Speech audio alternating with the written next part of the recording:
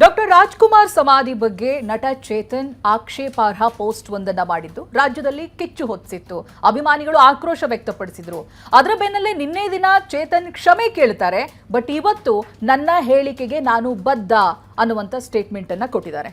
ಇದಕ್ಕೆ ಎಚ್ಚರಿಕೆ ಕೊಟ್ಟಿರುವಂತಹ ಸಾರಾ ಗೋವಿಂದ್ ಅವರು ಇದೇ ರೀತಿಯಾಗಿ ಮಾಡ್ತಾ ಇದ್ರೆ ಸಿಎಂಗೆ ಪತ್ರ ಬರೀತೀನಿ, ಈತನನ್ನ ಗಡೀಪಾರ್ ಮಾಡಿ ಅಂತ ಹೇಳಿ, ಸುಮ್ಮನಿದ್ರೆ ಒಳ್ಳೆಯದು ಅಂತ ಎಚ್ಚರಿಕೆ ಕೊಟ್ಟಿದ್ದಾರೆ. ಬನ್ನಿ ನೋಡೋಣ. ವರನಟ ಡಾಕ್ಟರ್ ರಾಜ್ಕುಮಾರ್ ಹುಟ್ಟುಹಬ್ಬ ದಿನದಂದೇ ಸಮಾಧಿಗೆ ಜಾಗದ ವಿಚಾರವಾಗಿ ನಟ ಚೇತನ್ ಆಕ್ಷೇಪಾರ್ಹ ಪೋಸ್ಟ್ ರಾಜ್ಯದಲ್ಲಿ ಕಿಡಿ ಹೊತ್ತಿಸಿದೆ. ಚೇತನ್ ಅಹಿಂಸಾ ನಡೆಯನ್ನ ಖಂಡಿಸಿ ರಾಜ್ ಅಭಿಮಾನಿಗಳು ಚೇತನ್ ನಿವಾಸಕ್ಕೆ ಮುತ್ತಿಗೆ ಹಾಕಿದ್ರು. ಸಾರಾ ಗೋವಿಂದ್ ಹಿಗ್ಗಾಮುಗ್ಗ ತರಾಟೆಗೆ ತೆಗೆದುಕೊಂಡಿದ್ರು. ಬಳಿಕ ಸಾರ್ವಜನಿಕವಾಗಿ ಬಹಿರಂಗವಾಗಿಯೇ ಚೇತನ್ ಕ್ಷಮೆ ಕೇಳಿದ್ರು.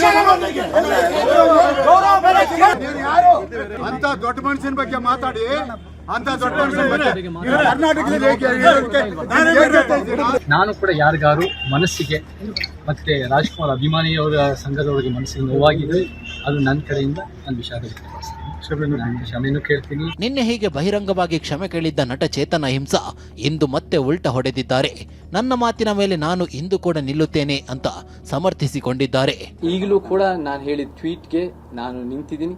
ಆದ್ರೆ ನಾನು ನಿನ್ನೆ ಹೇಳಿದ ತರ ಯಾರಿಗಾದ್ರು ನೋವಾಗಿದ್ರೆ ಅದು ನನ್ನ ಉದ್ದೇಶ ಅಲ್ಲ. ಬಟ್ ಇವಾಗಲೂ ಹೇಳ್ತೀನಿ, ನಾನು ಇವತ್ತು ನಿನ್ನೆನೂ ಪೋಸ್ಟ್ ಹಾಕಿ ಇವತ್ತು ಹಾಕಿದ್ದೀನಿ.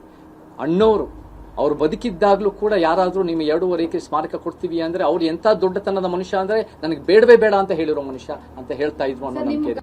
ರಾಜ್ಕುಮಾರ್ ಅಭಿಮಾನಿ ಅಂತ ನಿನಗೆ ಹೇಳಿಕೊಳ್ಳೋ ಯೋಗ್ಯತೆ ಇಲ್ಲ ಅಂತ ಫಿಲ್ಮ್ ಚೇಂಬರ್ ಮಾಜಿ ಅಧ್ಯಕ್ಷ ಸಾರಾ ಗೋವಿಂದ್ ಬೆಂಕಿ ಉಗುಳಿದ್ರು. ಇವತ್ತು ರಾಜ್ಕುಮಾರ್ ಅಭಿಮಾನಿ ಅಂತ ಹೇಳ್ಕೊಳ್ಳೋಕೆ ನೀನು ನಾಚಿಕೆ ಆಗಲ್ಲ? ನೀನು ಹೇಳ್ಕೊಬೇಡ ಅವ್ರ ಹೆಸರನ್ನ. ನಾನು ಅಪ್ಪಟ ಅಭಿಮಾನಿ ಅಂತ ಹೇಳ್ಕೊಡೋ ಯೋಗ್ಯತೆ ನಿನಗಿಲ್ಲ. ಯಾಕೆ ಅಂತ ಹೇಳಿದ್ರೆ ನಿನ್ನ ಮಾತನ್ನ ದಾಟಿ ನೆನ್ನೆ ಅದು ಎಲ್ಲರೂ ನೋಡಿದ್ದಾರೆ, ಇಡೀ ಕರ್ನಾಟಕ ನೋಡಿದೆ. ಇಡೀ ಕರ್ನಾಟಕ ನಿನಗೆ ಚೀತು ಅಂತ ಉಗ್ದಿದ್ದಾರೆ. ಇನ್ನೂ ಬೇಕಾ ಒಂದು ಸಲ ಕ್ಷಮೆ ಕೇಳೋದು? ನಾನು ಅದಕ್ಕೆ ಬದ್ಧನಾಗಿರೋದು. ಮತ್ತೆ ನಿನ್ನ ಮಾತಿಗೆ ಬೆಲೆ ಎಲ್ಲಿದೆ? ನಿನ್ನ ಮಾತಿಗೆ ಬೆಲೆ ಇಲ್ಲ. ಇದಿಷ್ಟೇ ಅಲ್ಲ, ನಟ ಚೇತನ್ಗೆ ಎಚ್ಚರಿಕೆ ಕೊಟ್ಟ ಸಾರಾ ಗೋವಿಂದ್ ಇದೇ ಚಾಳಿ ಮುಂದುವರಿಸಿದ್ರೆ ಗಡೀಪಾರು ಮಾಡುವಂತೆ ಸಿಎಂಗೆ ಹೇಳ್ತೀನಿ ಅಂದ್ರು. ಮತ್ತೆ ಇನ್ನು ಈ ಥರ ದುರ್ನಡತೆಯನ್ನು ನೀನು ಮಾಡಿದ್ದೆ ಆದರೆ ನಾವು ಯಾರೂ ಸುಮ್ಮನೆ ಕೈ ಕೊಟ್ಕೊಂಡು ಕೂತ್ಕೊಡಲ್ಲ.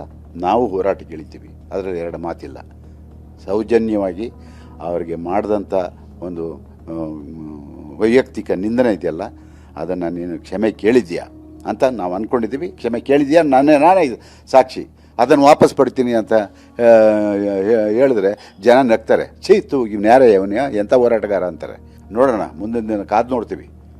ನಿನ್ನ ಚಾಳಿ ಇದೇ ಮುಂದುವರ್ಸಿದ್ರೆ ನಾನು ಕೂಡ ಮಾನ್ಯ ಮುಖ್ಯಮಂತ್ರಿಗಳನ್ನ ಭೇಟಿ ಮಾಡ್ತೀನಿ, ಗೃಹ ಮಂತ್ರಿಗಳನ್ನ ಭೇಟಿ ಮಾಡ್ತೀನಿ. ಕಾನೂನು ಸುವ್ಯವಸ್ಥೆಯ ದೃಷ್ಟಿಯಿಂದ ದಯವಿಟ್ಟು ಇವನನ್ನು ಗಡೀಪಾರು ಮಾಡುವಂತ. ಅದೇನೇ ಹೇಳಿ, ರಾಜ್ಕುಮಾರ್ ಸಮಾಧಿ ಬಗ್ಗೆ ಆಕ್ಷೇಪಾರ್ಹ ಪೋಸ್ಟ್ ಕಿಡಿ ಹೊತ್ತಿಸಿದ್ದಂತೂ ಸತ್ಯ. ನಟ ಚೇತನ್ ನಡೆಗೆ ರಾಜ್ ಅಭಿಮಾನಿಗಳು ನಿಗಿನಿಗಿ ಅಂತಿದ್ದಾರೆ. Bureau report, TV9.